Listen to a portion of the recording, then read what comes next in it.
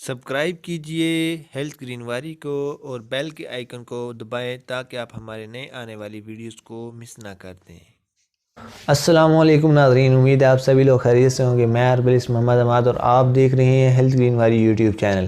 آج کی اس ویڈیو میں ہم بات کریں گے بواسیر کے بارے میں۔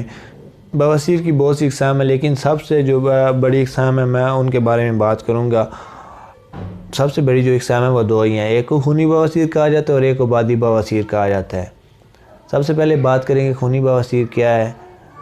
خونی بواسیر میں جو ہے ایک تو مسل سے جو ہے خون آتا ہے، پخانہ کے راستے خون آتا ہے، اور اس کے علاوہ جو ہے زرد رنگ کی رطوبت جو ہے وہ خارج ہوتی رہتی ہے، اور اس کے علاوہ اس میں بد ہضمی ہو جاتی ہے، قبض ہو جاتی ہے، اور جو ہے مقام مقصد پر جو ہے بہت شدت سے پین ہوتی ہے۔ جب آپ پخانہ کرنے جاتے ہیں تو پخانہ بھی کم مقدار میں ہوتا ہے، اور اس کے علاوہ جو ہے سام ٹائم ایسا ہوتا ہے کہ پخانہ کے ساتھ خون آتا ہے، لیکن سام ٹائم ایسا ہوتا ہے کہ پخانہ کے علاوہ بھی خون آتا ہے، اور کسی مریض میں یہ بھی ہوتا ہے کہ کسی کو 1 تولہ آ جاتا ہے، کسی کو 1 پاؤ آ جاتا ہے، اور کسی کو 1 سیر تک بھی خون آتا ہے، اور سام ٹائم ایسا ہوتا ہے کہ مریض جو ہے بے ہوش بھی ہو جاتا ہے۔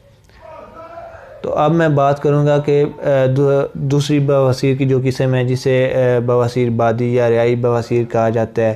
اس میں یہ ہوتا ہے کہ مقام مقصد پر جو ہے خارش ہوتی ہے، اور اس کے علاوہ جو ہے جسم ٹوٹا ٹوٹا سا رہتا ہے، لیکن جو اس کی تکلیف ہے یہ بھی جو ہے خونی بواسیر سے کم نہیں ہے۔ اس میں بھی جو ہے بد ہضمی ہو جاتی ہے، رانوں میں پین ہوتا ہے، کمر میں پین ہوتا ہے، اور اس کے علاوہ جو ہے کھانے کو بالکل جی نہیں کرتا، اور اس کے علاوہ جو ہے چہرے اور بدن کا جو رنگ ہے وہ بالکل پھیکا پڑ جاتا ہے۔ تو انشاءاللہ نیکسٹ ویڈیو میں آپ کو اس کے اسباب بتائے جائیں گے اور پرہیز جو ہے بتائی جائے گی۔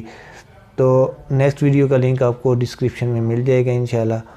آپ چینل کو سبسکرائب کریں، آج کی اس ویڈیو کو لائک کریں، شیئر کریں فرینڈز تک پہنچانے کے لیے، اور انشاءاللہ نیکسٹ ویڈیو میں آپ سے ملاقات ہوگی۔ تب تک کے لیے ناظرین اللہ حافظ۔